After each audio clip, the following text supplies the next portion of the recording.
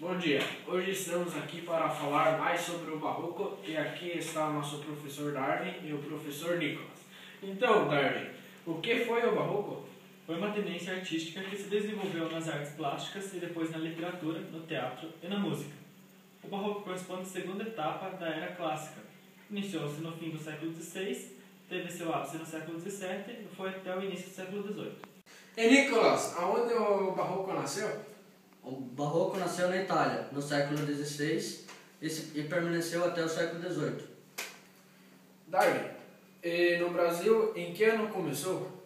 Começou no século XVII, trazido por artistas que viajavam para a Europa e permaneceu até o século XVIII. Darwin, por que esse movimento surgiu?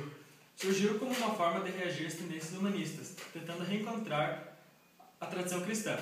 O século XVII foi marcado pelos reflexos da crise religiosa, a reforma e a contra-reforma. Vamos perguntar para o professor Nicolas.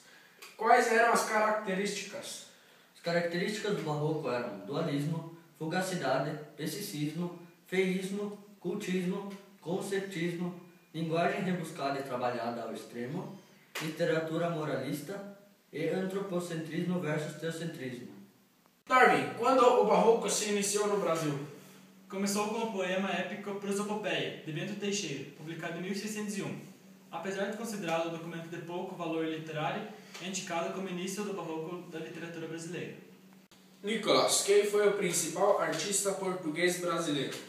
Foi Padre Antônio Vieira, nascido em Portugal no ano de 1608, e veio com sua família para o Brasil aos 6 anos de idade, matriculado no Colégio dos Jesuítas, onde desde cedo se mostrou hábil no domínio das letras e nos estudos bíblicos. Em 1624, ele escreveu a famosa Carta a Nua, em que detalhava os acontecimentos da colônia, durante a invasão e as batalhas que se sucederam. Quem que foi o primeiro artista brasileiro? Foi Gregório de Matos, também chamado de Boca do Inferno. Foi um advogado e poeta do Brasil colônia. É considerado o maior poeta barroco do Brasil e o mais importante poeta satírico da literatura em língua portuguesa. Nossas obras são divididas em lírica religiosa, amorosa e satírica. Tá, mas Nicolas, por que Boca do Inferno? É por causa das suas obras satíricas.